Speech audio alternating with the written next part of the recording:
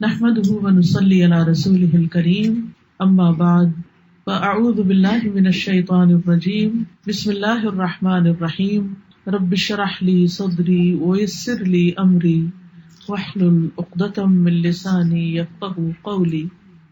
آج کی میری گفتگو کا موضوع ہے ایمان کی حرارت۔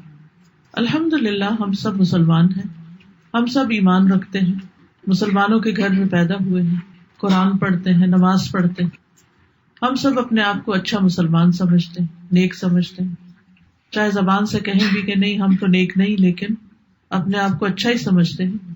لیکن ہمیں دیکھنا یہ ہے کہ اللہ سبحانہ وتعالیٰ قرآن مجید میں جب یا ایھا الذین آمنوا کہہ کے ہمیں پکارتا ہے تو ہمارے دل پہ کیسا لگتا ہے؟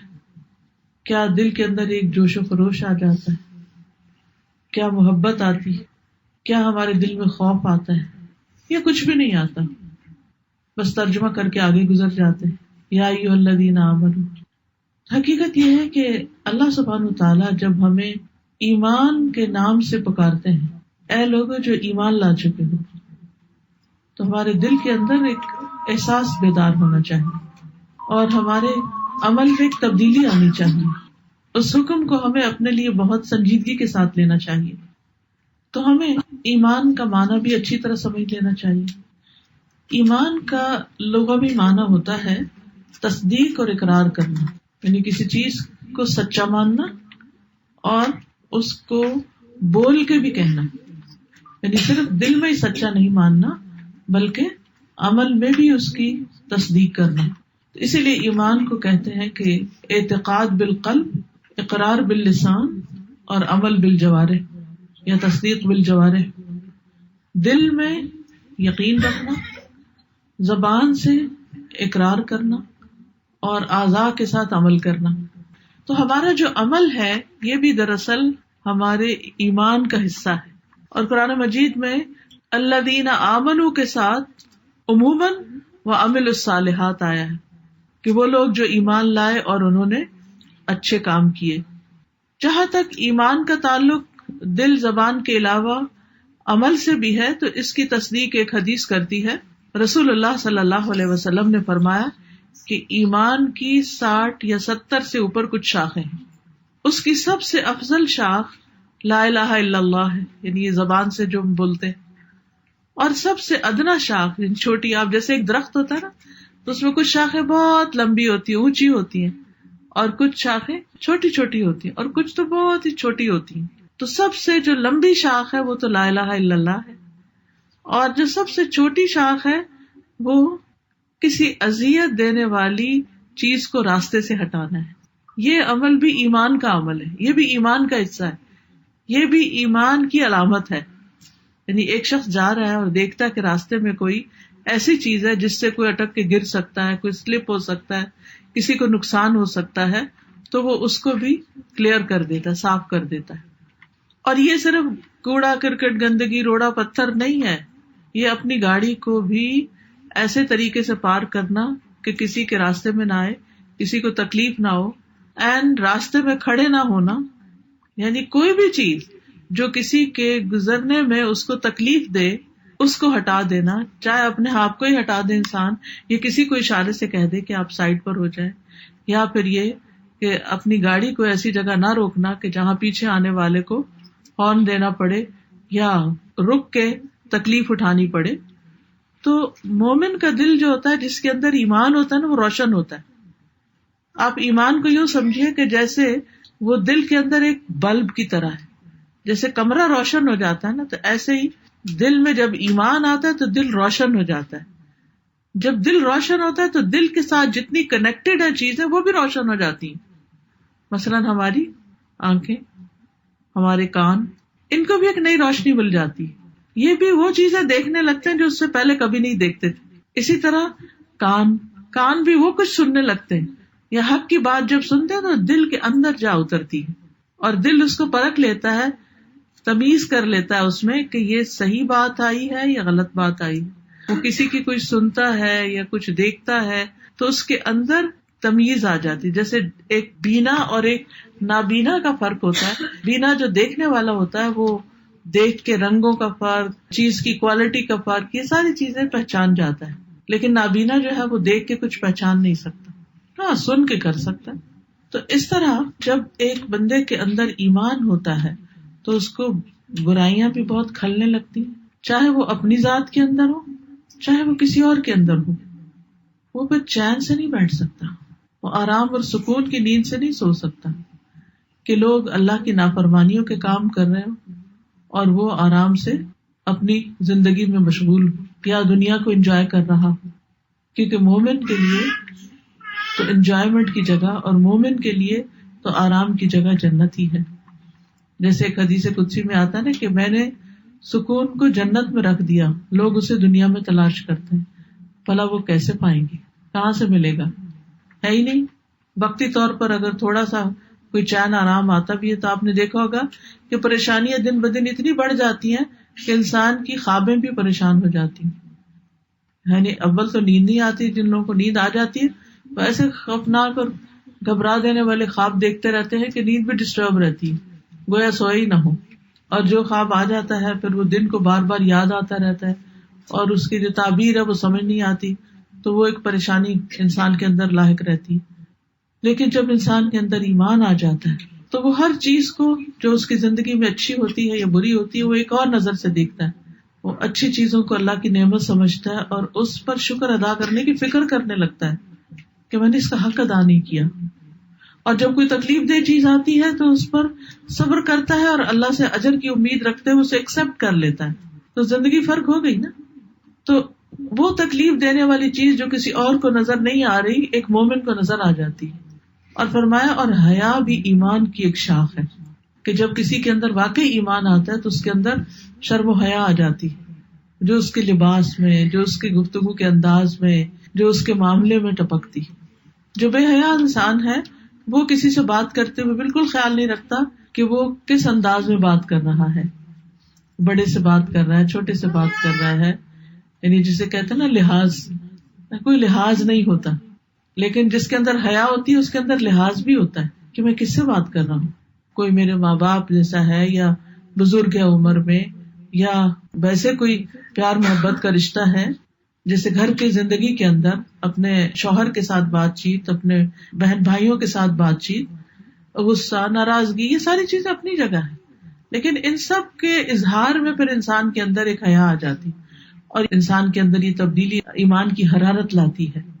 کیونکہ حرارت جو ہوتی ہے نا کسی بھی چیز کی، وہ اس چیز کو پگھلا دیتی ہے، وہ اس چیز کو ری مولڈ کر دیتی ہے، ری شیپ کر دیتی ہے.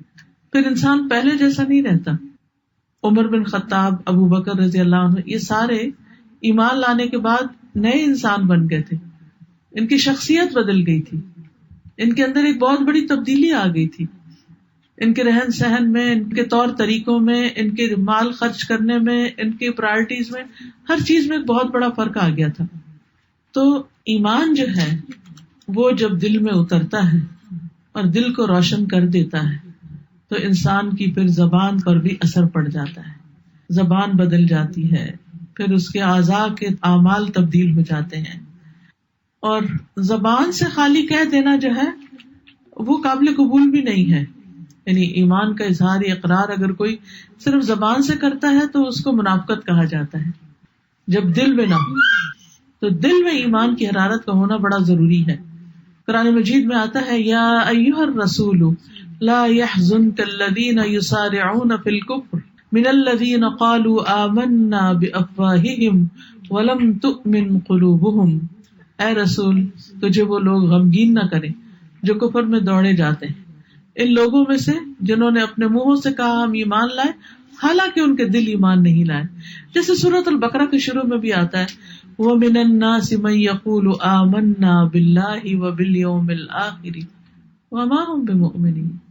اللہ تعالیٰ ان کو مومن ہی نہیں مانتا جو زبان سے کہتے ہیں کہ ہم اللہ کو بھی مانتے ہیں، ہم آخرت کو بھی مانتے ہیں، لیکن ان کا دل پوری طرح ساتھ نہیں دے. دل کہیں اور اٹکا ہوا، دل دنیا میں اٹکا ہوا.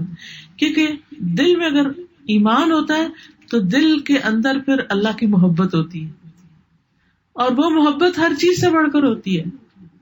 دنیا کے مال و متاع سے، اپنی اولاد سے، اپنے آرام سکون سے، ہر چیز سے بڑھ کر وہ محبت ہوتی. والذین آمنوا اشد حبا للہ. اب جب محبت آتی ہے نا تو پھر وہ شراکت قبول نہیں کرتی، پھر انسان ہر وقت اسی چیز کے بارے میں سوچتا ہے. اگر آپ کو زندگی میں کبھی کسی بھی انسان سے یا کسی چیز سے محبت ہوئی ہو تو آپ نے دیکھا ہوگا کہ آپ کا سارا دھیان ادھر ہی رہتا ہے. آپ جتنا چاہے اپنے دماغ سے وہ چیز نکالنے کی کوشش کریں، وہ نہیں نکلتی، پلٹ پلٹ کے وہی آتی ہے دل میں، وہی بات پھر سوچتے ہیں، پھر وہی.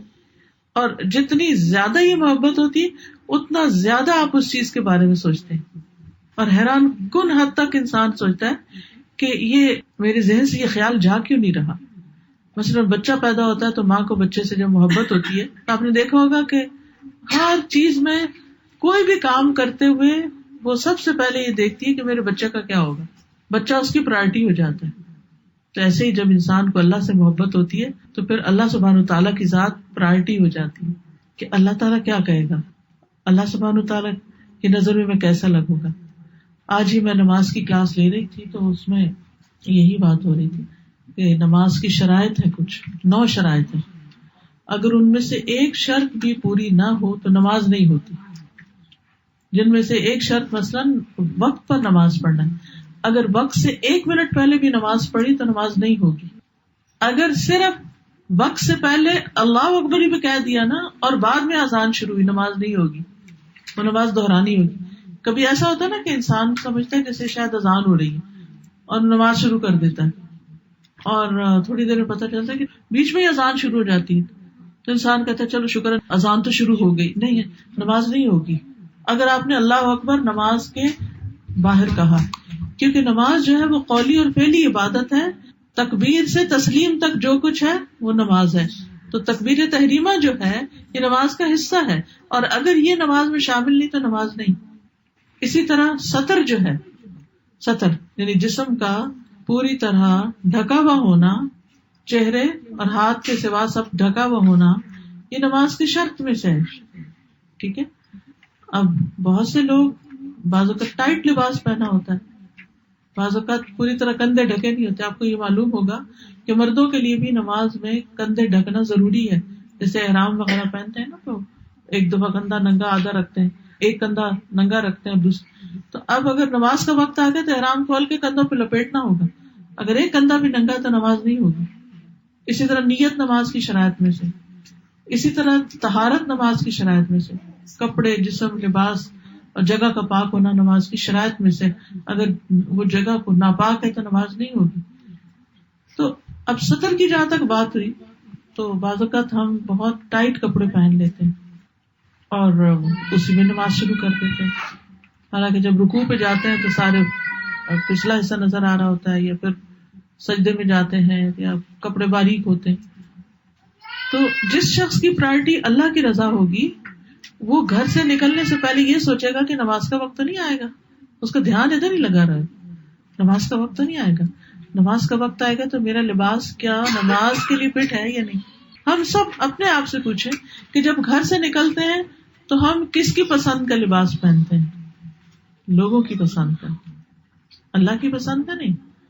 چاہے نماز آ رہی ہو بیچ میں پھر بھی فکر نہیں کرتے کہ نماز کیسے پڑھیں گے، پھر باریک دوپٹے سے بھی پڑھ لیتے ہیں، بال ننگے ہو رہے ہو تب بھی پڑھ لیتے ہیں، حالانکہ بال ننگے ہو رہے نماز نہیں ہوتی، بازو ننگے ہو رہے نماز پڑھنے، ٹخنے ننگے ہو رہے نماز پڑھنے. ایکسرسائز ہے بس، نماز قبول نہیں ہوتی، حساب ہوگا. یہ ایسے ہی جیسے نماز پڑھی نا، کتنے ہی لوگ ہیں جن کی نمازیں ان کے منہ پہ واپس مار دی جاتی ہیں، قبول نہیں ہوتی کیونکہ شرائط پوری نہیں کی. تو ایک تو بہت ضروری ہے کہ انسان سیکھے، باقاعدہ اس کو سیکھے.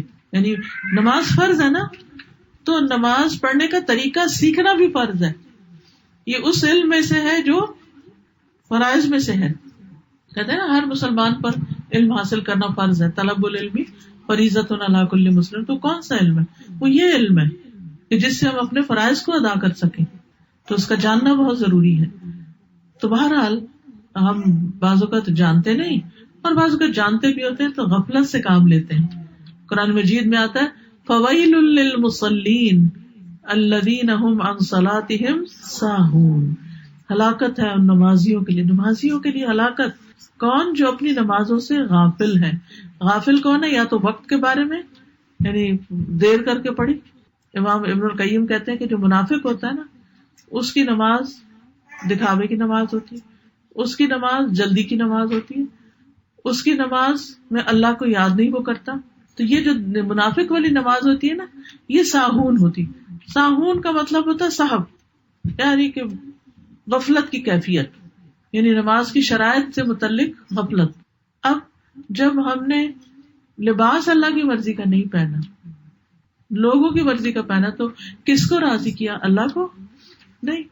لیکن جس کے دل میں ایمان کی حرارت ہوگی, اس کے دل میں بلب روشن ہے, اس کو نظر آ رہا ہے, اس کو اپنی چوائس میں نظر آ رہی ہے, اس کو فکر ہو رہی ہے کہ یہ لباس تو نماز کے لیے ٹھیک نہیں. اب جیسے آپ دیکھیے کہ اب بہت رواج ہو گیا نا پاجامہ پہننے کا.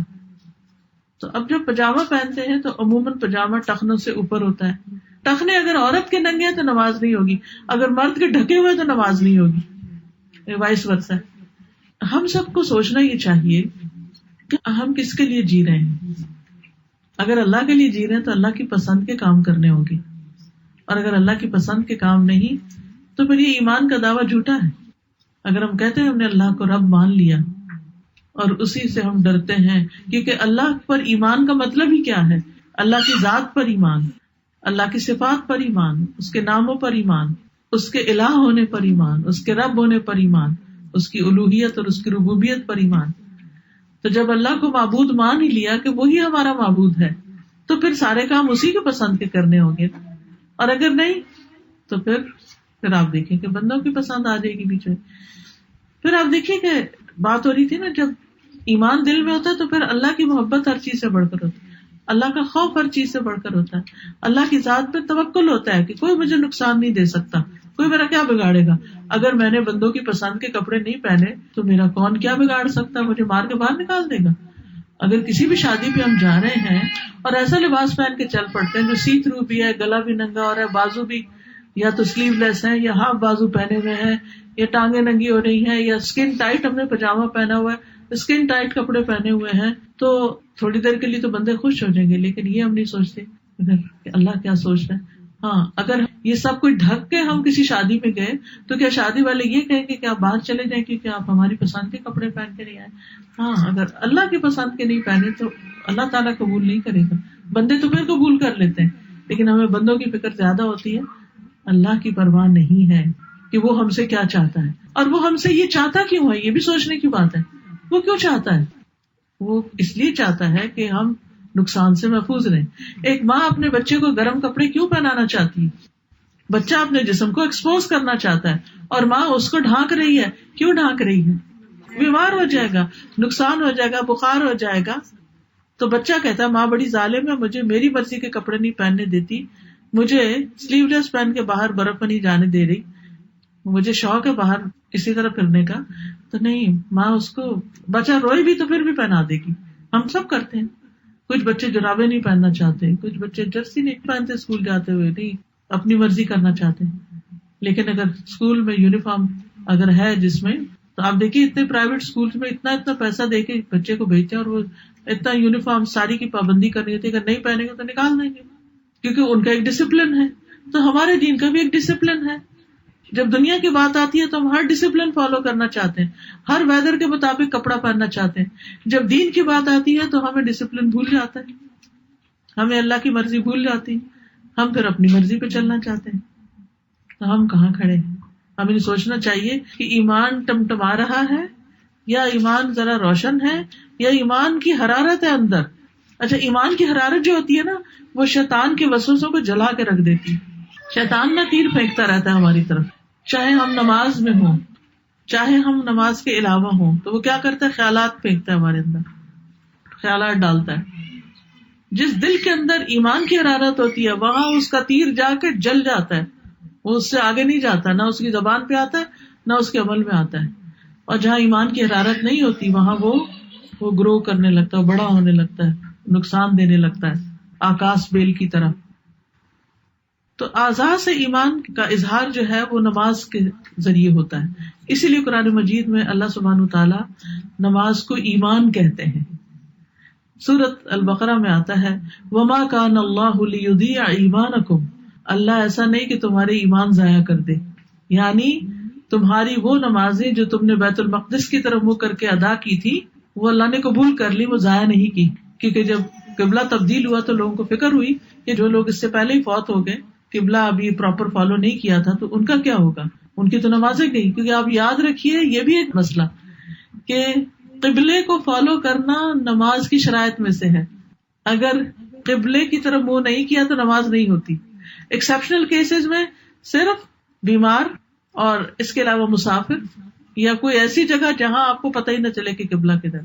اول تو ہر ایک کے پاس اسمارٹ فونز ہیں ماشاءاللہ، اور ان فونز کے اندر اپلیکیشن موجود ہیں، اور ان اپلیکیشنز میں نہ صرف یہ کہ زمین پہ بلکہ جہاز میں نماز پڑھنے کے اوقات تک پتہ چل جاتے ہیں. ابھی مجھے کسی نے لنک بھیجا جس میں جہاز میں نماز کے اوقات، آج مجھ سے کسی نے سوال کیا تھا کہ نماز کے اوقات جہاز میں کیسے پتہ کریں. تو اس ایپ میں اگر آپ ڈالیں تو آپ کو بتائے گا اس وقت آپ کہاں ہیں اور اس وقت ظہر یا عصر کس چیز کا وقت ہے. کیونکہ نماز تو ہر جگہ ہر حال میں پڑھنی ہے، جب تک جان میں جان ہے، عقل باقی ہے، معاف نہیں ہے. تو اگر کسی نے غفلت یا کوتاہی کی وجہ سے قبلے کا رخ نہیں دیکھا، اس کو فالو نہیں کیا اور بعد میں اس کو پتہ چلا تو اس کو نماز دہرانی ہوگی، وہ نماز نہیں ہوگی کیونکہ قبلے کی طرف نہیں تھا. اور بعض لوگ صرف اندازے سے ہی پڑھتے رہتے ہیں. بعض اوقات یہاں تک، کیونکہ میں بہت سفر کرتی رہتی ہوں، مختلف جگہوں پہ جاتی رہتی ہوں، یہاں تک میرے ساتھ ہوا کہ میں کسی کے گھر میں گئی، میں نے ان سے کہا قبلہ کس طرف، انہوں نے کہا اس طرف. تو میں پھر بھی تھوڑا تسلی سے چیک کرتی، اور وہاں جب میں نے چیک کیا تو قبلہ فرق تھا. تو اس سے پھر میں جہاں جاتی ہوں میری کوشش ہوتی ہے کہ میں چیک کر لوں تاکہ ایسا نہ ہو کہ نماز ہی نہ ہو. تو اگر تو وقت کے اندر ہی پتہ چل گیا تو نماز دوبارہ پڑھنی ہوگی.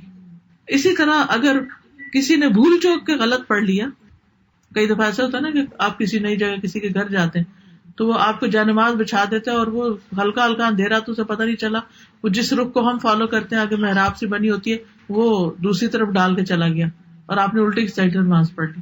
پھر وہ آپ کہتے او ہو سوری یہ تو جانماز غلط تھی، اب میں صحیح کرتا ہوں. تو اگر نماز کا وقت باقی ہے تو نماز دوبارہ ہوگی، اگر گزر گیا تو اللہ معاف کرنے والا کہ آپ نے جان بوجھ کے ایسی غلطی نہیں کی. اچھا، بعض لوگ یہ ہے کہ کار میں بیٹھ کے نماز شروع کر دیتے، جبکہ قیام جو ہے وہ نماز کے لیے شرط ہے، یعنی قوموا للہ قانتین ہے قرآن کا حکم. تو نماز بھی ایمان ہے. اچھا، اسی طرح یہ بھی یاد رکھیے کہ ایمان گھٹتا بڑھتا بھی ہے. جیسے یہ پودے ہیں نا، تو خزاں کا موسم ہو تو پودے جھڑنے لگتے ہیں، گروتھ رک جاتی ہے، اور بہار آتی ہے تو پودے بڑھ جاتے ہیں، کھل جاتے ہیں، گرین ہو جاتے ہیں، پھول آنے لگتے ہیں، پھل آنے لگتے ہیں، سبزیاں اگنے لگتی ہیں، کھیت بھر جاتے ہیں. سبحان اللہ، موسم کے فرق سے وہی زمین، وہی پانی، وہی پودا، وہی ہر چیز کہاں سے کہاں پہنچ گئی. تو اس لیے ایمان جو ہے وہ گھٹتا بھی ہے بڑھتا بھی ہے. کہاں بڑھتا ہے کہاں گھٹتا ہے؟ اگر ایسی جگہ جائیں جہاں اللہ کی اطاعت کے کام ہو وہاں تو بڑھتا ہے، اور اگر ایسی جگہ جائیں جہاں اللہ کی نافرمانی کے کام ہو تو وہاں گھٹتا ہے. پھر اسی طرح اللہ کی فرما برداری کی جگہوں پر بھی جا کر بعض لوگوں کی توجہ نہیں ہوتی، دلچسپی نہیں ہوتی، ان کا بھی نہیں بڑھتا. جیسے منافقین تھے، وہ نبی صلی اللہ علیہ وسلم کی مجلسوں میں آتے تھے، قرآن سنتے تھے، لیکن دھیان ان کا کہیں اور ہی ہوتا تھا. وہ محبت کی بات ہے نا، دل نہیں ساتھ تھے نا، تو دل کہیں اور ہی اٹکا ہوا ہوتا تھا. تو وہ ساری سورت سن کے بھی کہتے تھے کہ یہ ماذا قال آنفا، یہ ابھی کیا کہا انہوں نے، سمجھ ہی نہیں آئی، لیکن توجہ ہی نہیں تھی، سمجھ کیا آتی. دوسرے وَإِذَا مَا أُنزِلَتْ سُورَةٌ فَمِنْهُمْ مَن يَقُولُ أَيُّكُمْ زَادَتْهُ هَٰذِهِ إِيمَانًا. جب کوئی سورت نازل کی جاتی ہے تو ان میں سے کچھ ایسے لوگ ہوتے ہیں جو کہتے ہیں اس نے تم میں سے کس کو ایمان میں زیادہ کیا ہے. بس جو لوگ ایمان لائے ان کو تو اس نے ایمان میں زیادہ کر دیا، اور وہ بہت خوش ہوتے ہیں. جو قرآن کا جتنا حصہ سنتے ہیں خوش ہوتے ہیں. رہے وہ لوگ جن کے دلوں میں بیماری ہے تو اس صورت نے ان کو ان کی گندگی کے ساتھ اور گندگی میں زیادہ کر دیا. یعنی یہی قرآن ان کے لیے اور بھٹکنے کا ذریعہ بن جاتا ہے، اور وہ اس حال میں مرے کہ وہ کافر. تو یاد رکھیے ہر قرآن پڑھنے والے کا بھی ایمان نہیں پڑھتا. کچھ لوگ قرآن پڑھ کر نکھر جاتے ہیں، ایمان ان کا زیادہ ہو جاتا ہے اور ان کے عمل تبدیل ہو جاتے ہیں، اور کچھ لوگ قرآن پڑھ کر بھٹک بھی جاتے ہیں. اور جب نیت نہیں ہوتی اور شیطان ساتھ ہوتا ہے تو پھر شیطان اس میں طرح طرح کی باتیں سجانے لگتا ہے انسان کو. اور اس سے پناہ مانگنی چاہیے کہ اللہ تعالیٰ ہمیں اس سے محفوظ رکھے اور قرآن پڑھ کر واقعی ہم ایسے ہوں جیسے اللہ تعالیٰ چاہتا ہے کہ ہم بنے. ہاں، ایمان والوں کا ضرور ایمان بڑھتا ہے. سورۃ الفتح 4 میں آتا ہے، اللہ تعالیٰ فرماتے ہیں هو الذی انزل السکینۃ فی قلوب المؤمنین لیزدادوا ایمانا مع ایمانہم. وہی ہے جس نے ایمان والوں کے دلوں میں سکینت نازل فرمائی تاکہ وہ اپنے ایمان کے ساتھ ایمان میں زیادہ ہو جائیں. اور آسمانوں اور زمین کے لشکر اللہ ہی کے ہیں اور اللہ ہمیشہ سے سب کچھ جاننے والا کمال حکمت والا ہے. تو اس سے پتہ چلتا ہے کہ قرآن ایمان بڑھانے کا ذریعہ بنتا ہے. تو ہم میں سے ہر ایک کو قرآن مجید کی تعلیم حاصل کرنی چاہیے اور اس کو انڈیویجولی بھی اس طرح پڑھنا چاہیے کہ اپنا ایمان بڑھے. جب صبح آپ اٹھتے ہیں، نماز کے بعد قرآن کی تلاوت کرتے ہیں یا نماز میں اگر حفظ ہے آپ کو لمبی تلاوت کرتے ہیں، تو اس کے بعد دل کی کیفیت کیا ہوتی ہے؟ وہ پہلے سے بہتر ہونی چاہیے. یعنی جس وقت آپ سو کر اٹھے تھے جو وہ کیفیت تھی اس کے ساتھ کمپیئر کیا کریں اس کیفیت کو جو نماز فجر پڑھنے کے بعد ہوتی یا پھر قرآن کی تلاوت کے بعد ہوتی ہے فجر کے وقت. تو اس سے کیا ہے کہ انسان پہچان جاتا ہے کہ ہاں واقعی میرا ایمان بڑھا ہے. پھر ایمان کے مختلف درجے ہیں. کسی کا کمزور ایمان ہوتا ہے، کسی کا درمیانے درجے کا ہوتا ہے، کسی کا بہت بڑا ہوتا ہے. پھر یہ بھی یاد رکھیے کہ ایمان پرانا بھی ہو جاتا ہے. رسول اللہ صلی اللہ علیہ وسلم نے فرمایا یقیناً ایمان تم میں سے کسی کے پیٹوں میں اس طرح پرانا ہو جاتا ہے جس طرح کپڑا پرانا ہو جاتا ہے. یعنی کپڑے کا رنگ اتر جاتا ہے، ایسے ایمان بھی پھیکا ہونے لگتا ہے. سو تم اللہ سے سوال کیا کرو کہ وہ تمہارے دلوں میں ایمان کی تجدید کرتا رہے. اسی لیے حضرت عمر شاید دعا مانگا کرتے تھے، اللہم جدد الایمان فی قلوبنا، اے اللہ ہمارے دلوں میں ایمان کو تازہ کر دے. قرآن مجید میں 89 ٹائم آیا ہے یا ایھا الذین آمنو، اے لوگو جو ایمان لائے ہو. لہذا ہمیں بھی اتنی ہی بار اللہ سبحانہ وتعالیٰ کی بات غور سے سننی چاہیے اور اس پر عمل بھی کرنا چاہیے. تو اب یہ ہے کہ ایمان کی جو حیثیت ہے ہمارے دین میں، اس کے بارے میں حدیث میں آتا ہے کہ افضل عمل اللہ پر ایمان ہے اور پھر اللہ کے راستے میں جہاد کرنا. لیکن اللہ سبحانہ وتعالیٰ ایمان اس کو عطا کرتا ہے جس کو اللہ پسند کرتا ہے. سبحان اللہ. حدیث میں آتا ہے یقیناً اللہ نے تمہارے درمیان اخلاق کو اسی طرح تقسیم کیا جیسے تمہارا رزق.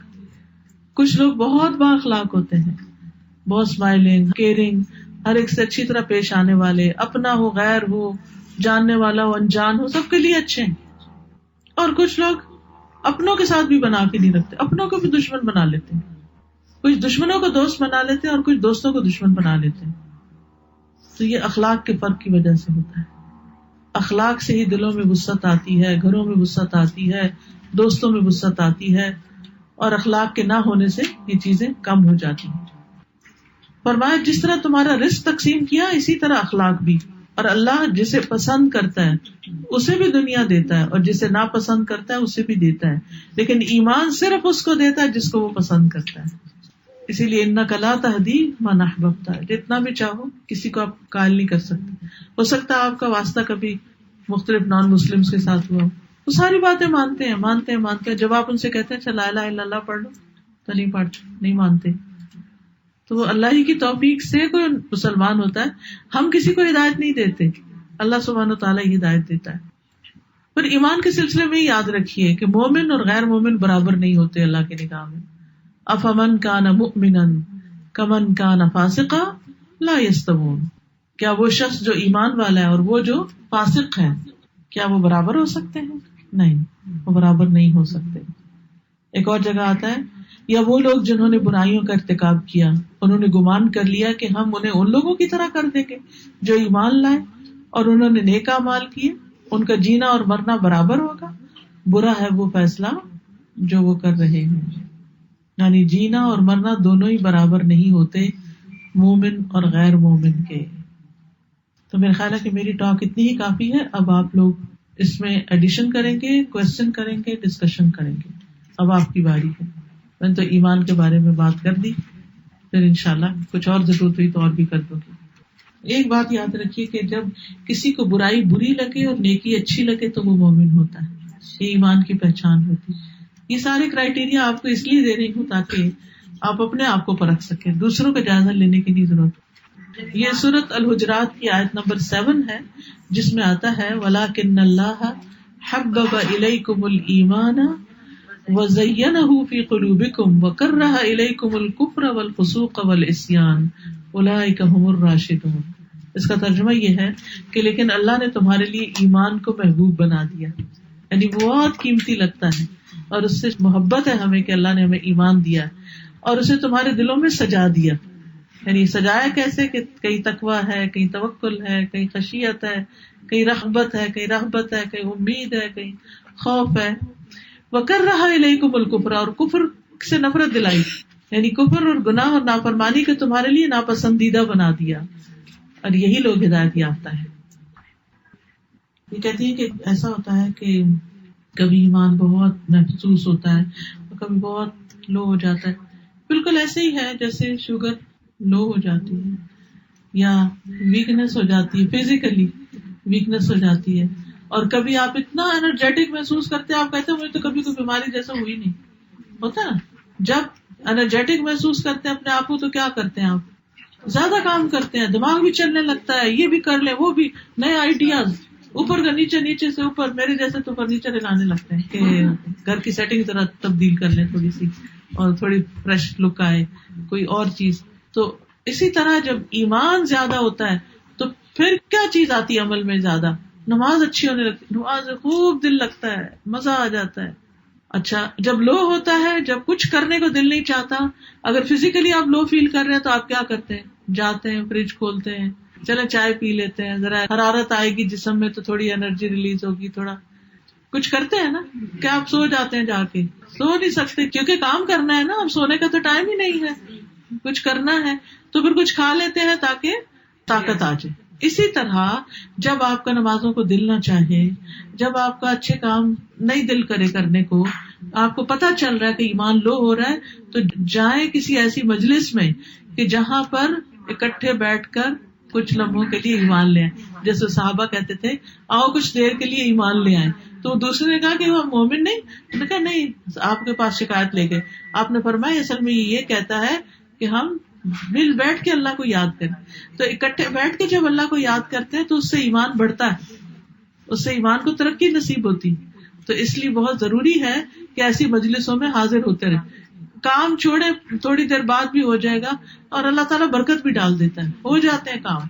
اچھا پھر آپ دیکھیے کہ بعض اوقات گاڑی نہیں, اب دل تو بہت چاہ رہا ہے کہ جائیں, تو پلان کر لیں, رائڈ نہیں ہے پلان کر لیں, کسی دوست کو فون کر لیں, کسی کو بلا لیں, کسی سے فون پر ہی بات کریں کہ آج پتہ نہیں ایسے ایمان کمزور سا لگ رہا ہے تو کوئی, یا پھر کوئی لیکچر لگا لیں, تلاوت لگا لیں, لیکچر لگا لیں.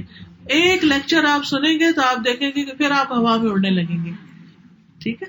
ایک اور بات یاد رکھیے کہ نیک اعمال ایمان کے ساتھ ہی قبول ہوتے ہیں, اور ان کا جو اجر ہوتا ہے نا, وہ بھی جتنے ایمان کے ساتھ کیا ہوتا ہے نا کام, کتنے شوق کے ساتھ کیا ہوتا ہے, اسی طرح اس کی جزا بھی 10 سے 700 گنا اور اس سے بھی زیادہ بڑھ جاتی. جیسے آپ نے فرمایا نا کہ ہم نماز کا بھی فریضہ ہے تو اس کا بھی علم حاصل کرنا چاہیے. تو سالوں میں سوچ رہی تھی کہ ہم نے بیچاری نماز کے لیے تو کبھی اتنا ایفرٹ ہم کرتے ہی نہیں ہے. کسی نے حج پہ جانا ہو تو کتنی کتابیں ڈھونڈ کے نکالیں گے, لیکچر سنتے ہیں, کیا کیا کرتے ہیں, ہر سال زکات دیتے ہیں, ہر سال وہ وے کرتے ہیں کہ کچھ غلطی نہ ہو جائے اس میں. تو استاذہ نماز یہ دن میں 5 دفعہ ہے اور اس میں ہم پرواہ نہیں کرتے. اور جو نانی دادی سے امی نے سیکھی, امی سے ہم نے سیکھی, بس اسی کو لے کے ہم چلتے رہتے ہیں, کوشش ہی نہیں کرتے اس کی. بالکل بہت ہی آنکھیں کھل گئی اس بات. الحمدللہ سب کے لیے اوپن انویٹیشن ہے. ہر سیٹرڈے اور سنڈے کو 11 سے 1:15 بجے تک میری کلاس ہوتی ہے نماز کے اوپر. تو آپ آئیے, 9 ویکس کا کورس ہے, آپ ایز اے لسنر آ کے سنیں, کوئی فیس ویس دینے کی ضرورت نہیں, بس پہنچ جائیں. اور جو رجسٹر کر کے اپنا ایڈمیشن لے کے اس میں وہ بھی کرنا چاہتا ہے, ٹیسٹ ویسٹ لکھنا چاہتا ہے, تو وہ رجسٹر بھی کر سکتا ہے. بہرحال ایمان بڑھانے کے لیے اچھی اچھی کتابوں کا ہونا اور اوتھینٹک ذکر کرنا بھی ضروری ہوتا ہے. آج یہ میرے خیال آپ لوگوں کے لیے کچھ اسٹال بھی لائے ہوئے ہیں, تو اس میں کچھ کارڈز آپ کو دکھاتی ہوں. جیسے کوئی بیمار ہے, گھر میں کوئی بیمار ہے, آپ کا ایمان تو اچھا ہے مگر کوئی دوسرا جو ہے نا وہ سلو ہو رہا ہے, کچھ بچہ ہے چھوٹا, آپ کا بیٹا ہے, کوئی ہسبینڈ ہے, کوئی بھی آپ کے گھر میں رہتے ہیں, آپ یہ کارڈ اٹھائیں اور یہ دعا جو ہے نا, اسأل اللہ العظیم رب العرش العظیم ان یشفیہ, آپ اس کے جسم پہ ہاتھ پھیرتے جائیں اور یہ دعا پڑھتے جائیں. اس کے بارے میں حدیث میں آتا ہے کہ اگر کسی کی موت نہیں لکھی نا تو وہ اس بیماری سے شفا یاب ہو جائے گا انشاءاللہ. اتنا فائدہ ہے. اسی طرح جب کوئی بیمار ہو تو اسے کہیں لا باس طہور انشاءاللہ. کسی کو وزٹ کرنے جائیں, کسی سکھ کو ہاسپٹل میں جائیں, انگلش ٹرانسلیشن کے ساتھ ہے, بیماروں کو بانٹ کے بھی آ سکتے ہیں. اسی طرح اگر کسی کی شادی ہے تو ہم عام طور پہ شادی میں کہتے ہیں بہت اچھی لگ رہی ہے, واہ میک اپ بہت اچھا فلاں. نہیں, اس وقت برکت کی دعا دیں تاکہ اس کو نظر نہ لگے کہ اب ہمارا دن بدن شادیوں کے موقع پر کپڑے اور میک اپ اور سجاوٹ پہ اتنا زور ہو گیا ہے کہ دیکھتے ہی نظریں لگ جاتی ہیں اور بعد میں وہ آپس میں کھٹ پٹ اور خوشیاں ہی ختم. تو اس میں ایسی دعا دیں سب کو برکت کی کہ جس سے ان کے گھر آباد رہے. اور یہ بھی بارک اللہ لک و بارک علیکما و جمع بینکما فی خیر. اب یہ دعائیں ہمیں چونکہ زبانی یاد نہیں رہتی تو اس لیے لکھ دی گئی, تھوڑی خوبصورت بنا دیا گیا تاکہ اچھا لگے. اور پھر ہم اتنے مہنگے ہال مارک کے وہ لے آتے ہیں اور گریٹنگ کارڈز, اور وہ ایک دفعہ پڑھ کے پھینک دیتے ہیں, اور اتنا تکلیف ہوتی ہے کہ کیا کچھ پیسہ بھی لگا اور اتنی ایفرٹ بھی, اور ہم کچھ. لیکن اگر اس طرح کے کارڈ ہوں گے تو بعد میں پڑھتے رہیں گے, کیونکہ میاں بیوی کو یہ دعا پڑھتے رہنا چاہیے, ہر عمر میں پڑھ لینی چاہیے. ربنا هب لنا من ازواجنا وذرياتنا قرة اعين واجعلنا للمتقين اماما. اسی طرح اللهم الف بین قلوبنا واصلح ذات شاننا. اے اللہ ہمارے دلوں میں محبت ڈال دے. دیکھیں بات انسان کی نہیں ہوتی, بات اپنے دل کی ہوتی ہے کہ ہماری فیلنگ کیا ہے کسی کے لیے. جس کے لیے ہماری فیلنگ اچھی ہوتی ہے نا, وہ کیسا بھی ہو ہمیں اچھا لگتا ہے, اور جس کے لیے ہماری فیلنگ نہیں نا اچھی, وہ سونے کا بھی بنا وہ تو ہمیں نہیں پسند. تو جب ہم یہ دعا کرتے ہیں نا تو یہ دراصل کیا ہے کہ اللہ ہمارے دلوں میں محبت ڈال دے. جب محبت ڈال دے نا کہ اللہ, تو کوئی انسان بہت اچھا لگنے لگے گا. جی ہاں, وَأَلْقَيْتُ عَلَيْكَ مَحَبَّةً مِّنِّي. عربی یاد نہیں ہے تو اس کا ٹرانسلیشن یاد ہے. دیکھیے اللہ کے الفاظ تو اللہ کے الفاظ ہیں, پڑھ سکتے ہیں جی, اپنی زبان میں بھی دعا مانگ سکتے ہیں. یاد ہم کر لیں تو وہ جی ہاں, اس لیے جب تک یاد نہیں تو دیکھ دیکھ کے پڑھتے رہیں. اس طرح کوئی بہت ہو چکا ہے تو اس کے لیے میت کی بخشش کی دعائیں ہیں. میں تو ان کو ویسے بھی اپنے والد کے لیے, اپنے جو رشتے دار ہیں ان کے لیے پڑھتی رہتی ہوں. اور معاملہ اللہ کے ساتھ ہی ہے کہ ہم بھی مریں گے تو کوئی ہمارے لیے بھی دعا کر دے, کیونکہ اس وقت انسان کو سب سے زیادہ دعاؤں کی ضرورت. اسی طرح ڈپریشن ہو جاتا ہے تو اس کے دعائیں ہیں کہ انسان اللہ کی رحمت سے نا امید نہ ہو, حالات بڑی جلدی تبدیل ہو جاتے. اسی طرح پروٹیکشن کی دعائیں ہیں, ایاک نستعین. پھر یہ چھوٹا نسخہ ہے, یہ بیگ میں ہو, جیسے ٹریول کر رہے ہیں ادھر ادھر کہیں بھی ہے تو دیکھ کے صبح شام کی دعائیں اس سے پڑھی جا سکتی ہیں. پھر اسی طرح یہ پروٹیکشن کا ایک کارڈ بھی ہے. رسول اللہ صلی اللہ علیہ وسلم کے معاملات اگر ہم آپ کے طریقوں پر چلیں تو یہ ساری زندگی ایک عبادت بن جاتی ہے. پھر نیک اولاد کے لیے دعائیں, پیدا نہیں ہوئے تب بھی اور ہو چکے ہیں تب بھی. اس میں ایک دعا آتی ہے ربی حبلی, اور آپ سوچتے میرے تو اب اتنی عمر ہے کہاں سے بچہ ہوگا. نہیں, وہ اس نیت سے پڑھا کریں کہ ہمارے بچوں کے بچوں کو اللہ نیک اولادیں دے. جی, استخارہ کب, کیوں اور کیسے, یہ بھی بڑا ضروری ہے کیونکہ ہر وقت ہمارے سوال ہوتے ہیں. اور اب تو یہ ہو رہا ہے کہ ہم نے تو بھائی استخارہ کر کے دعا پڑھ کے شادی کی تھی تو کامیاب نہیں ہوئی.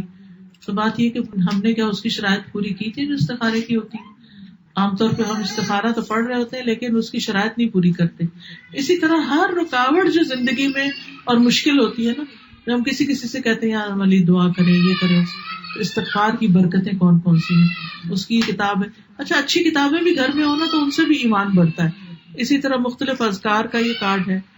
پھر یہ بھی شادی کا ایک کارڈ ہے بارک اللہ, اور وَإِيَّاكَ نَسْتَعِينُ انگلش ٹرانسلیشن کے ساتھ ہے, اور اس میں انگلش میں بھی عربی لکھی ہوئی ہے تاکہ جو لوگ نہیں پڑھ سکتے وہ بھی پڑھ لیں. پھر مسنون دعائیں ہیں. پھر تسبیحات کا کارڈ ہے.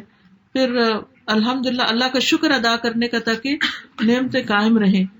پھر اسی طرح قرضے کی ادائیگی کی دعا حضرت علی کو آپ نے سکھائی تھی کہ اگر تم پر احد پہاڑ جتنا بھی قرضہ ہو تو اتر جائے گا. تو اس طرح کی یہ کچھ اچھی کتابیں اور یہ کارڈز وغیرہ ہیں. تو یہ بھی ایمان میں اضافہ کرتے ہیں. اللہ کا ذکر, قرآن کی تلاوت اور وہ مسنون دعائیں جو نبی صلی اللہ علیہ وسلم نے پڑھی, وہ بھی انسان کے ایمان میں اضافہ کرتے ہیں. لڑکوں کا آپ نے کہا ٹکنے کھلے ہونے چاہیے نماز کے, اس کے بغیر نماز نہیں ہوتی. تو وہ جب اسکول میں پڑھتے ہیں ساکس وغیرہ پہنے ہوتے ہیں, ہاں, اس سے مطلب یہ ہے کہ جو لٹکا ہوا نہ ہو کپڑا, جو شرٹ پینٹ وغیرہ ہے اس کو فولڈ کر لیں اوپر کی طرف. یعنی جراب میں نماز ہو جاتی ہے لڑکوں کی. مطلب یہ ہے کہ اگر انہوں نے جیسے تہبند ہے یا لانگ ڈریس ہے یا کوئی بھی چیز پہنی ہوئی اور ٹخنے ہی نہیں ننگے اور نماز پڑھے تو وہ ٹھیک نہیں. ٹھیک ہے, یعنی قمیص لمبی نہیں ہونی چاہیے ان کی. استاذہ آپ گاڑی کی نماز کا بھی کہہ رہی تھی کہ اس میں ہم آج کل گاڑیوں میں بھی نماز. جی ہاں, بعض لوگ گاڑیوں میں نماز پڑھنا شروع ہو جاتے ہیں. فرض نماز کے لیے نبی صلی اللہ علیہ وسلم سواری روکتے تھے. یعنی اگر فرض کا ٹائم ہے تو آپ اس کو کہیں ایسی جگہ گاڑی روکیں کہ جہاں روک کے نماز پڑھ سکیں. تو روک کے ہم نے کعبے کا تعین کر لیا اور اس کے بعد ہم گاڑی میں بیٹھ کے پڑھ سکتے ہیں. اگر کوئی ذریعہ نہ ہو باہر نکلنے کا, پھر جیسے اب موسم ایسا ہے کہ کبھی آپ جیسے لانگ ڈرائیو کریں, اب وہ بیچ میں جو دیکھیں سوائے ایمرجنسی کے سفر پلان اس طرح کریں کہ نمازوں کا دیکھ کے چلیں, کیونکہ یہ ایک فرض ہے نا. ہم یہ نہیں کر سکتے کہ باقی ساری چیزیں دیکھ لیں. اور آج 15 منٹ میں نے درس کیوں لیٹ کیا, صرف اسی وجہ سے کہ عصر کی نماز قرآن مجید میں آتا ہے حافظوا علی الصلوات والصلاۃ الوسطی وقوموا للہ قانتین, کہ نمازوں کی حفاظت کرو, خصوصاً عصر کی نماز کی, صلاۃ الوسطی کی, اور اللہ کے سامنے قوموا کھڑے رہو, للہ اللہ کے لیے, قانتین فرما بردار بن کے. تو 15 منٹ درس لیٹ ہو جائے کوئی بات نہیں, لیکن عصر کی نماز لیٹ پڑھنا وہ منافق کی علامت ہے. وہ دیکھتا رہتا ہے سورج پیلا ہو جاتا ہے اور پھر اٹھ کے 2-4 ٹونگے مار لیتا ہے. دیکھیے یہ نماز ہے نا, یہ اللہ سے سرگوشیاں ہیں. حدیث میں آتا ہے کہ بندہ جب نماز پڑھتا ہے تو اللہ سے وسپر کر رہا ہوتا ہے. تو وسپر آپ کس سے کرتے ہیں؟ جس سے محبت ہوتی ہے اس سے چپ کے کانوں میں باتیں کرتے ہیں, اس سے اپنے سیکریٹ شیئر کرتے ہیں. اچھا مشکل یہ ہوگی کہ ہم پہ کوئی مصیبت آتی ہے تو ہم لوگوں کے سامنے رونے بیٹھ جاتے ہیں. ہمیں کوئی خوشی ملتی ہے تو ہم اکڑنا شروع کر دیتے ہیں. اگر ہماری اللہ سے دوستی ہو نا تو ہم غم کی فریادیں کس کو سنائیں؟ یعقوب علیہ السلام نے کہا تھا انما اشکو بثی وحزنی الی اللہ, میں اپنے غم اور دکھ کی فریاد اللہ سے کرتا ہوں. ٹھیک ہے, نبی صلی اللہ علیہ وسلم کو خوشخبری کوئی ملتی تو آپ کیا کرتے؟ سجدہ شکر, جہاں بھی ہوتے سجدے میں گر جاتے. تو اپنی خوشیاں اور غم کس کے ساتھ آپ سب سے پہلے شیئر کرتے تھے؟ اللہ کے ساتھ. اس کا یہ مطلب نہیں کہ کسی انسان کو ہم اپنی تکلیف بتا کے کوئی علاج نہ کروائیں یا کوئی مشورہ نہ مانگیں. ہمیں ہیلپ چاہیے ہوتی ہے, وتواصوا بالحق وتواصوا بالصبر کرنا چاہیے. لیکن جب ہم لوگوں کے سامنے بہت رو بیٹھتے ہیں تو نماز یا تو پڑھتے ہی نہیں. مصیبت آتی ہے تو سب سے پہلے کیا چھوٹتی ہے؟ نماز چھوٹتی ہے, یا دیر ہوتی ہے, یا اس میں دل نہیں لگتا, یا مختصر ہو جاتی ہے, یا کیا فائدہ نمازیں پڑھنے کا, اتنی بڑی مصیبت آ گئی ہے, نمازیں بھی پڑھتے رہے اور نعوذ باللہ اس طرح کی باتیں کرنے لگتے ہیں. تو یہ کسی مومن کی حالت تو نہیں ہو سکتی نا. مومن تو ایسا نہیں سوچتا. حدیث میں آتا ہے تمام انبیاء جب انہیں کوئی مشکل آتی وہ نماز کی طرف آتے. اسی طرح نبی صلی اللہ علیہ وسلم بھی جب انہیں کوئی مشکل پیش آتی نماز کی طرف جاتے. اب لوگ میرے ساتھ ہر طرح کے اپنے مسائل بیان کرتے ہیں, تو جب میں انہیں کہتی ہوں کہ نماز پڑھو اور اپنی نمازیں درست کر لو تو کہتے وہ تو پڑھتے ہیں. تو بھائی اس سے بڑی تو کوئی چیز ہی نہیں ہے. جو انبیاء طریقہ اختیار کر رہے ہیں اس سے بڑی کون سی چیز ہے؟ وہ اس کے علاوہ کیا چاہیے مسائل کے حل کے لیے, اور کیا چاہیے؟ اگر نماز نے مسئلہ حل نہیں کیا تو اس کا مطلب وہ نماز ٹھیک نہیں ہے. پھر ہماری نماز ٹھیک کرنے کی ضرورت ہے. یہ ہو نہیں سکتا کہ 5 وقت کسی گھر میں نمازیں صحیح پڑھی جا رہی ہوں اور پھر مسئلے حل نہ ہوں. جہاں مسئلہ ہے نمازوں کی فکر. دیکھیں نماز میں تو نہیں کمی بیشی ہو رہی, اور اس میں آپ دیکھیے کہ جو شخص فجر کی نماز قضا کر دیتا ہے وہ اللہ کی حفاظت سے نکل جاتا ہے. یہ عصر کی نماز کی اکثر 2 دفعہ اذان ہوتی ہے, ایک تھوڑا پہلے ہوتی ہے, ایک تھوڑا سا بعد میں. جی ہاں, اس میں بھی بہت زیادہ کوئی بات نہیں, پہلی اذان سے آپ نماز شروع کر سکتے ہیں. اور ایک اور چیز آپ نے کتابوں کا بتایا بھی, تھوڑا عرصہ پہلے آپ کے لیکچر آ رہے تھے شیطان کی چالوں سے کیسے. اگر آڈیو آپ نے سننے ہو نا تو میری ویب سائٹ ہے farhathashmi.com, اور ایپ بھی ہے قرآن فار آل اور قرآن in hand. Quran in hand جو ہے اس میں سارے اس میں ڈاؤن لوڈ کر لیں. میں نے کئی دفعہ سوچا کہ شیطان کے ہتھ کنڈے پہ کتاب بنا لیں, لیکن بنائی نہیں. یہ جو بیٹھ کے نماز پڑھتے ہیں, جو کھڑے نہیں ہو سکتے کاموں کی وجہ سے, سیدھا نہیں کر سکتے, کیا ان کی نماز ہو جاتی؟ جی, اگر تو وہ کبھی بھی نہیں کھڑے ہوتے پھر تو ٹھیک ہے, لیکن اگر وہ کچن میں کھڑے ہو کے کام کرتے ہیں یا سنک پہ کھڑے ہو جاتے ہیں تو مختصر قیام ضرور کریں, بالکل سارا کچھ بیٹھ کے نہ پڑھیں. اور اگر سجدہ نہیں کر سکتے, کیونکہ سجدہ باز کرتے رہتے اٹھ نہیں سکتے, لیکن ایک بات ہے کہ میری بھی ٹانگ میں تکلیف ہو گئی تھی اور کافی زیادہ ہو گئی تھی، مجھے ڈاکٹر نے مائنر سرجری کے لیے بھی تجویز کیا تھا، لیکن جب میں استخارہ کرتی تو وہ ٹال ہی جاتی. بہرحال اب یہ تھا کہ ٹانگ اتنی یہاں سے گھٹنوں کے پاس سے اکڑن ہوگی کہ میں نیچے نہیں جا سکتی. تو پھر میں سوچتی تھی کہ اللہ نے یہ جسم بنایا نماز کے لیے، یہ کیسے ہو سکتا ہے کہ میں نیچے نہ جا سکوں. آپ یقین کریں مجھے کس مشکل سے میں گزری. میں نے گدے رکھ کے اکڑ کے آہستہ آہستہ آہستہ آہستہ نیچے کیا. کچھ دن سخت مشکل ہوئی، اس کے بعد میں نیچے جانا شروع ہو گئی دوبارہ الحمدللہ. پھر یہ ہوتا تھا کہ میں سجدہ نیچے کر لیتی تھی اور اتحیات اس پہ بیٹھ جاتی تھی کرسی پہ. میں کہتی تھی نہیں اللہ تعالیٰ آپ نے جسم بنایا اس لیے کہ اس سے نماز پڑھی، میں نے اتحیات بھی نیچے کرنا ہے، دعائیں مانگتی تھی. تو الحمدللہ پھر اتحیات بھی نیچے ہونے لگے. اب بس میری ایک اور دعا رہ گئی ہے کہ اللہ مجھے تورک کی توفیق دے. تورک ہوتا ہے آخری تشہد جو ہوتا ہے اس میں لیفٹ لیگ بچھائی جاتی ہے اور رائٹ کا جو پاؤں ہے نا اس کو کھڑا کیا جاتا ہے نا. مشکل بہت درد ہوتی کیونکہ بچپن سے ہم نے عادت نہیں ڈالی نا. اب وہ جب سے میری لیگ بہت سویل ہو جاتی ہے تو وہ پھر میری پوزیشن اس طرح بن نہیں پاتی، تو مجھے بڑی تکلیف رہتی ہے. کبھی میں 2 پاؤں کے اوپر بیٹھتی ہوں، کبھی میں ایک طرف ہوتی ہوں، کبھی کچھ. لیکن یہ ہے کہ یہ ایسا ہی ہے کہ کچھ 100% مارکس ہوتے ہیں اور کچھ اس میں سے کم ہو جاتے ہیں. پھر جتنی چیزیں چھوڑتے جائیں گے اتنے کم ہو جائیں گے. اور اس میں مجھے نا ایک آیت ہے، اس نے بڑا فائدہ دیا. آیت کیا ہے؟ وَلَلْآخِرَةُ خَيْرٌ لَكَ مِنَ الْأُولَىٰ. ٹھیک ہے، جو بعد میں آئے گا نا وہ اچھا ہوگا پہلے سے. ابھی مشکل ہو رہی ہے، کرتے جاؤ. اب دیکھیے جب کوئی بھی کام شروع کرے تو شروع میں کیا ہوتا ہے؟ دیر لگتی ہے، مشکل ہوتی ہے. جب یوزڈ ہو جاتا ہے تو ہماری ایک ساتھی ہے وہ کہتی ہے میں 20 منٹس میں کچن سے نکل آتی ہوں کوکنگ کر کے. 20 منٹ کا انہوں نے ٹارگیٹ رکھا ہوا ہے. اتنی تیز ہر چیز، یعنی 2-3 چولہے کٹھے جلا کے یہ بھی کر رہے وہ بھی. پریکٹس سے ہمارے جیسے وہ ڈالتے ہیں یہ سوچتے پہلے یہ ڈالیں یا پہلے وہ ڈالنا ہے. اسی ترتیب میں اسی انڈیسائسونیس میں ہی وقت گزر جاتا ہے.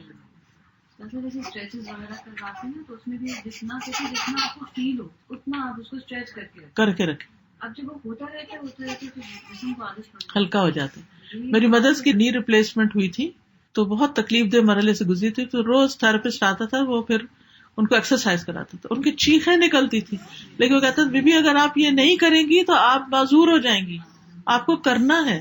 اور ماشاء اللہ آپ چلتی پھرتی ہیں، ہر چیز کر لیتی ہیں، تو اتنا شکر ادا کرتے ہیں. تو ان مع العسر یسرا. میرے ساتھ نا اسکول جاتے وقت بچوں کے اسکول بھاگتے جاتے ہیں، پارکنگ لاٹ میں گری اور میرا گھٹنا بہت زور سے چھل گیا، خون نکلا. لیکن اس سے نماز پڑھتے جب مجھے آیا کہ میں کیسے ایک پیر پر بیٹھ کر دوسرے کو بینڈ کر سکتی ہوں. سچ الحمدللہ شاید اس لیے گرنا تھا کہ یہ پوزیشن میں ٹرائی کرتی رہ رہی ہوں، نہیں ہو رہا. تو جب وہ درد ہو رہا تھا تو وہ آٹومیٹیکلی مجھ سے ویسے ہی بیٹھا گیا. الحمدللہ سبحان اللہ. جیسے اسی طرح کے آپ چلیں چھوٹی اگزامپل یہ دیکھیں، گھر میں سب ہم بچوں سے کہتے ہیں، ہم بار بار ایک ہی چیز کا ریپیٹیشن کر رہے ہیں کہ تم نماز پڑھ لو. روز کی 5 وقت کی نماز کا ہر وقت کا ایک ریمائنڈر چاہیے. ایک چیز روز بولی جا رہی ہے. یہ ایک چھوٹی سی ایگزامپل، لیکن صرف نماز کے لیے کہنا پڑتا ہے، ہوم ورک کے لیے بھی کہنا پڑتا ہے. کہنا تو ہوم ورک کے لیے کہنا پڑتا ہے. تو اٹس ناٹ اونلی نماز، اس بچوں کی ہیبٹ کیا آپ نے ریمائنڈر دیتے رہے. آپ کو لگتا ہے کہ یہ آپ کو پتا ہے شادی کے بعد جو ان کی شادی ہو جاتی ہے نا پھر بھی ریمائنڈر دینے پڑتے ہیں. تو ہمیں یہ ایکسپیکٹ کرنا صحیح نہیں کہ بچے اتنے بڑے. دیکھیں 2 طرح کے بچے ہوتے ہیں. ایک تو ماشاء اللہ بچپن میں ہی اپنی ذمہ داری سنبھال لیتے ہیں. کچھ بچے بوڑھے بھی ہو جائے تو ذمہ داری نہیں سنبھالتے. یہ بہت بڑی تکلیف کی بات ہے. آپ نے دیکھو گا کچھ ہسبینڈز کتنے ذمہ دار ہوتے ہیں، ہر چیز کا انہوں نے خیال رکھا. میں نے اپنے والد کو ایسا دیکھا اور ہمیشہ ان کو آئیڈیلائز کرتی ہوں. ماشاء اللہ اتنی چھوٹی سی ڈائری ان کی جیب میں ہوتی تھی. ہر روز جانے سے پہلے اپنے کام پہ میری والدہ جہاں بھی ہوتی، کچن میں ہوتی، لانڈری کر رہی تھی، کچھ بھی کر رہے تھے، ان کے پاس کھڑے ہوتے، پوچھتے آج کیا کیا چاہیے. وہ ساری چیزیں لکھتے، آنے سے پہلے وہ ساری خرید کر بندوبست کر کے رکھتے، واپسی پہ خود اٹھا کے گھر کے اندر داخل ہو رہے ہوتے. میں نے اپنے والد کو، حالانکہ انہیں اتنی عزت تھی ان کی اپنے آس پاس سب جگہ، لیکن جھاڑو تک خرید کے اپنے ہاتھ سے گھر میں لاتے ہوئے دیکھا میں نے خود. یہ کس چیز کی علامت ہے؟ ذمہ داری کی، کہ میرے گھر والوں کو ضرورت ہے، انہیں تکلیف نہ ہو. پھر یہ کہ اچھا گھر میں مرمت کی کون کون سی چیزیں ہیں, کیا ٹوٹا ہوا ہے. اچھا اب یہ سیزن آ گیا, گندم ہم اکٹھی لیتے تھے, گندم کٹھی لی جا رہی ہے, چینی کٹھی لیتے تھے, اور اس طرح کے. میں سوچتی ہوں, میں حیران ہوتی ہوں.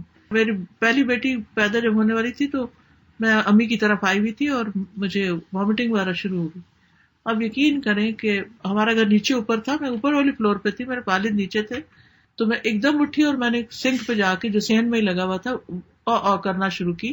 انہوں نے جوتا نہیں پہنا, نیچے سے اوپر آ گئے, کیا ہے ٹھیک تو ہو تم؟ پھر انہیں پتا چلا. پھر وہ صبح صبح کچھ نہ کچھ کھانے کے لیے میرے لے آتے تھے. اور یہ نہیں کہ وہ فارغ انسان تھے, ہم 12 بہن بھائی تھے. It was not a joke. لیکن انتہا درجے کے ذمہ دار, ہر چیز کی کیئر, ہر چیز کا خیال. اور کبھی نہیں دیکھا کہ امی اور ابا کے درمیان آواز اونچی ہوئی. بلیو می, جھوٹ نہیں بول رہی. کبھی سوال نہیں پیدا ہوتا کہ وہ ایک دوسرے سے لڑتے ہوئے ہمیں دکھائی دیں. نیور. تو ایسے بھی بچے ہوتے ہیں, ایسے بھی لوگ ہوتے ہیں, ایسے بھی کچھ وقت ہوتے ہیں, اور ایسے بھی ہوتے ہیں کہ جن کو کہہ کے تھک جاؤ. وہ کہتے ہیں آپ کو گاڑی لے دی, اب آپ سارے کام خود کر لیں, بھلے آپ جاب بھی کرتے. مجھے تو یہ کبھی سمجھ نہیں آئی کہ اگر ایک عورت بھی جاب کرتی ہے اور ایک ہسبینڈ بھی جاب کرتا ہے تو واپس آ کر عورت کی ایکسٹرا ڈیوٹی کیوں ہوتی ہے اور ہسبینڈ کیوں آرام کر سکتا ہے؟ وائی؟ حالانکہ طاقت تو اس کی زیادہ ہے. اسی بات پہ جھگڑے شروع ہوتے ہیں نا. تو اس لیے آپ فکر نہیں کیا کریں کہ صرف نماز, یہ صرف ایٹیٹیوڈ کی بات ہے. کچھ لوگ بات سمجھ جاتے ہیں, کچھ نہیں سمجھتے. کچھ کا رسپانس ارلی ہوتا ہے اور کچھ کا لیٹ ہوتا ہے. کچھ جلدی شروع کرتے جلدی چھوڑ دیتے, کچھ ذرا دیر سے شروع کرتے, مانتے دیر سے, مگر تا زندگی لے کے چلتے ہیں. تو بس صبر کی ضرورت ہے. سبحانک اللہم و بحمدک, اشہد ان لا الہ الا انت, استغفرک و اتوب الیک. السلام علیکم و رحمۃ اللہ وبرکاتہ.